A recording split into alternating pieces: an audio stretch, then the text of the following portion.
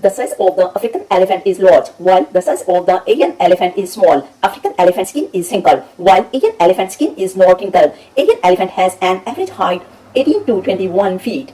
African male elephant height is 10 feet. Female elephant height is 7 to 8 feet. Asian elephant weighs 5,221 kg and female elephant weighs 3,465 kg, while African male weighs 6,000 kg and female weighs 3,000 kg. There are two types of elephants in Africa, bush elephant and forest elephant. Bush elephant is called African elephant. Bush scientific name is Lexodonta african, while Asian elephant scientific name is Elephas marimas. African elephant is very aggressive, while Asian elephant is not aggressive. Asian elephant has small ears, while African elephant has large ears. Asian elephant lifespan is 38 years, while African elephant lifespan is 60 years. A large number of Asian elephants are found in India, while African elephants are found in